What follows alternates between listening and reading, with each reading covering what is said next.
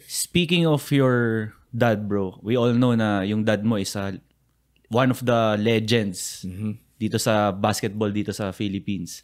So gusto ko sigurong, curious lang ako, tingin mo ano yung, for sure may pros, may cons. Yeah. Ano tingin mo yung pros and cons ng having a father who's a legend in basketball? I think, hindi ko naman inisip talaga ng pros and cons. At the end of the day, tatay ko siya. Di ba?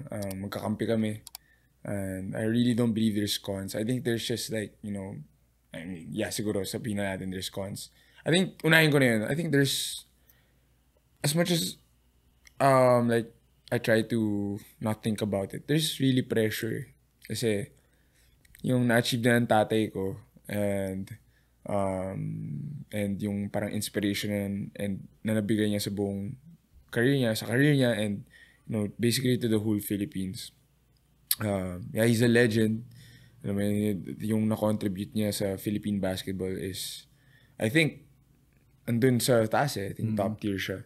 One of the best players that really played in the league. And that's a big thing. That's a malaking pressure yun. But at the end of the day, iniisip ko lang na pressure is a opportunity to show greatness eh. Pressure is privilege. Actually galing yan sa yung quote niya galing yan sa in-interview ko dati si EJ Obiena, bro. Paul Volter. Oh, Olympian, man. Idol yan. Idol talaga yan. Yung sabi niya sa akin, pressure is privilege. Every time you feel pressure, it's a chance to show greatness. Astig yun, bro. So, gusto ko nga ipatat eh. Kaso papatayin ko ng tatay ko. Parang pag nape-pressure ka, no? Yeah, yung parang imbis na kabahan ka, parang dapat ma-excite ka. Parang, grabe tong pressure na to. Parang, pressure, wow. Bro. Parang, parang gift to. Mismo. Di ba? Yes. Astig. You feel pressure ba, bro, in life? Lagi, bro. Lagi. Pero yun nga pag nape-pressure, minsan sabi ko, too much pressure, parang hindi rin maganda eh. Pero ngayon na narinig... Too much of anything is not good. Pero since narinig ko yan sa'yo, parang pressure nga is maganda. Maganda ang pressure. Magandang magandang mindset yan. I mean, lahat naman ng challenge na binibigay sa atin ng mundo and any supernatural being out there, parang it's a chance for growth eh. Diba? At the end of the day, ang goal ko as a person is to improve. May it be in basketball or may it be in, being a better person overall. And yun yung gusto ko mention about pros of having a father. And also, shoutout na rin sa nanay ko. Mas legendary yun kaysa tatay ko. Yan. I'm just saying na pinalaki nila kami, having great values, yung values na, kasi tatay ko laking probinsya, pati nanay ko, hindi naman laking probinsya, pero they weren't that fortunate to have a comfortable lifestyle, with the blessings and, sa hard work nilang pareho, nabigyan na kami ng comfortable life, and that's one pro. Also, like, in the basketball side naman, tatay mo, two-time MVP, legendary, you can always have advice. Parang advice na yun, bro. Like, andyan na lang lagi eh. Diba? And siguro genes na rin. Solid yung tatay ko, bro. Actually, shoutout to Kuya Gabe Norwood, one of my teammates. Gilas legend yan.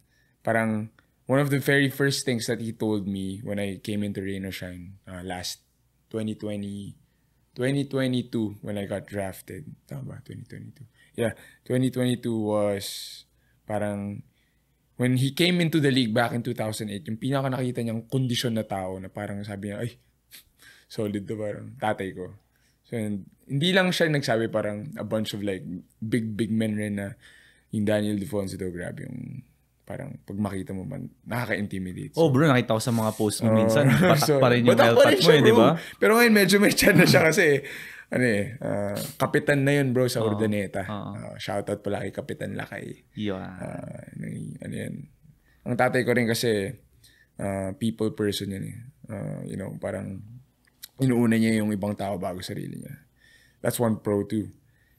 Yun lang, bro. I mean, values and, pinalaki niya kami.